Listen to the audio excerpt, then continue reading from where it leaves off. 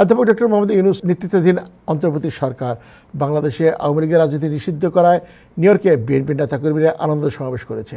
সোমবার সন্ধ্যায় সিটির জ্যাকসন হাইটসের ডাইভার্সিটি প্লাজায় বাংলা ব্লকেট ইউএসএর ব্যানারে আয়োজিত সমাবেশে মিষ্টিমুখ করা হয়। যুক্তরাষ্ট্র বিএনপির সাবেক কোষাধ্যক্ষ জসিম ভূঁইয়ার সভাপতিত্বে অনুষ্ঠিত সমাবেশে কেন্দ্রীয় বিএনপির জাতীয় নির্বাহী কমিটির সদস্য যথাক্রমে আব্দুল লতিফ সম্রাট, গিয়াস আহমেদ ও জিল্লুর রহমান জিল্লুর সহ অন্যান্যের মধ্যে বক্তব্য রাখেন যুক্তরাষ্ট্র বিএনপির সাবেক ভারপ্রাপ্ত সাধারণ সম্পাদক মুস্তফা কামাল পাশা বাবুল।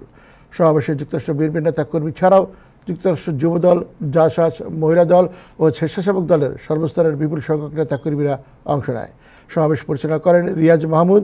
সমাবেশে বক্তারা বলেন, আওয়ামী লীগ ফ্যাসিবাদী দল বলেই বিএনপি অনেক আগেই লিখিতভাবে আওয়ামী লীগকে নিষিদ্ধ করার জন্য দেশের অন্তর্বর্তী সরকারের কাছে আবেদন জানিয়েছিল।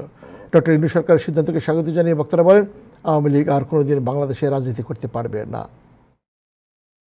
আওয়ামী লীগ কখনোই স্বাধীনতার পক্ষে ছিল না। আওয়ামী লীগ সবসময় স্বাধীনতার বিরোধী ছিল। শেখ মুজিবুর রহমান ৭১ সনে স্বাধীনতা চায় নাই। তিনি চেয়েছিলেন পাকিস্তানের প্রধানমন্ত্রী হতে। তিনি স্বেচ্ছায় গ্রেপ্তার হয়ে পাকিস্তানে পলায়ন করেছিলেন।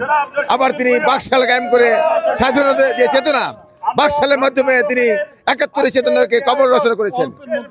লক্ষ লক্ষ ছাত্র নেতাকে হত্যা করেছে শেখ মুজিবুর রহমান। রক্ষী বাহিনী, নীল বাহিনী দিয়ে হত্যা করেছে।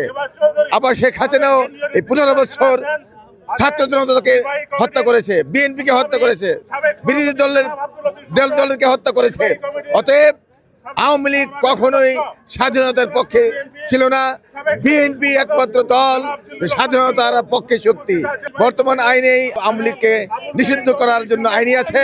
অতএব শুধু কার্যকলাপ না, আওয়ামী লীগকে নিষিদ্ধ ঘোষণা করবার জন্য আমাদের প্রবাসী থেকে আমাদের দাবি।